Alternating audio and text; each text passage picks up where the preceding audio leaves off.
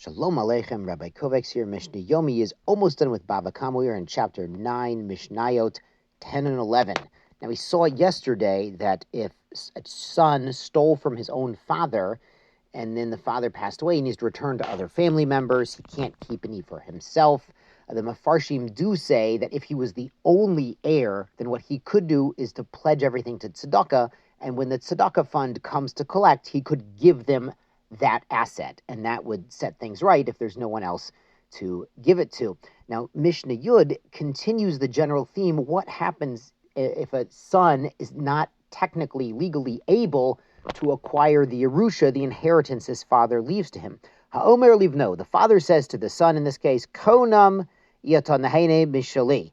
There's a ban. He's making a neder. Konam is a lashon of ban, of like a carbon. We explained in Nadarim, konam is like a slang term, a kinui term for carbon. So he's making it forbidden to his son to have any benefit from the property of the father. So imet, if the father passes away, yirashenu, the son could indeed inherit that property. Of course, divide it with the other children, but if he's the only heir, he would get all of the property. Now, the idea here is that the father is saying, my property you can't benefit from by force of this neder, this konam, this ban. But once he dies, it's no longer his property. You can't take anything with you. The moment he passes, the inheritance passes to the son, and now it's his own property he's enjoying from. But the Mishnah brings a variation. If the father had said, Bahayav ivmoto, father had said, I'm banning you during my lifetime and after death. So imet lo yirashenu, so the son cannot take possession of the father's property. But yachazir levanav alaachiv, and he has to return his share to the other sons of the father, his paternal brothers, or the brothers of his father, his uncles. Im einlo, if there's no one else, love, he can borrow money, uvalechov bavin Ephraim, and the creditors can come and collect from the father's estate. We learned in Nadarim, even if you ban someone else from having enjoyment from you, you could still use your own money to pay that person's debts. That's mavriach ari, that's like scaring a lion away from someone else. So we see, of course, it's important and sometimes an intimidating thing to pay off one's debts, but a very important mitzvah to help other people pay their debts as well. And of course, the other eitzah that we mentioned, he could pledge tzedakah, and then the tzedakah fund would come and collect from these assets, would also be available. On to Mishnah Yud Aleph 11, a gozel at a ger. Somebody steals from a convert. God forbid, a terrible thing to do. The Torah in many, many places, many psukim, warn us to be especially welcoming and friendly and charitable to converts. And they say, we were treated as foreigners and strangers in other nations and in Mitzrayim as well. So before he can return the money, the ger passes away. The convert is no longer available to return the money to, and he didn't have any children, so he has no heirs. So the thief, he has no one to return it to. There's no heirs to the convert. He has to pay the keren and chomesh, the principal and the penalty, to the kohanim who are on duty at the temple that week. And the asham, of course, goes to the mizbeach. It's an offering. It's a carbon.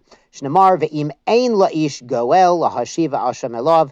If there is no goel, a goel can mean a redeemer. It can also mean an heir. To return the asham, the guilt payment here, the penalty payment to him, ha'asham amushav lashem. The guilt payment should be returned to Hashem, l'kohen, to the kohanim who are on duty. Milvad ela kipparim asher yachaper bo alav. Aside from the ram of kapara, of atonement, which is the asham, which will provide him atonement. Hayamale at the kesiv at the asham. So what if the thief, he's trying to do tshuva, he realizes he did something truly terrible, truly awful, to steal from a convert and then to make a shvuah, to deny owing him anything. So he's bringing the money up to Yerushalayim and the carbon. He wants to set things right. It's Elul, Bamet. And now the thief passes away. HaKesef Yonatan Levonov. You could actually give the money to the sons of the thief. Remember, the convert here had no sons, but the thief, he has sons. So the money could go to them. It doesn't have to be given to the Kohanim. Asham Yerach Yastav, and the Asham is person-specific, so they cannot recycle the carbon asham. It has to go out to the flock until it gets a blemish where it's no longer able to be a carbon, so it loses its sanctity via makar, and then it can be sold. The yiplu dam of the nedava, and that money from that animal that should have been an offering, but the offerer has passed away, it has to go to the voluntary fund to bring other offerings in the temple. And we'll see in detail when we learn about Kodshim that there are certain specific korbanot, like the hatat, the sin offering, and the asham, the guilt offering, that are person-specific.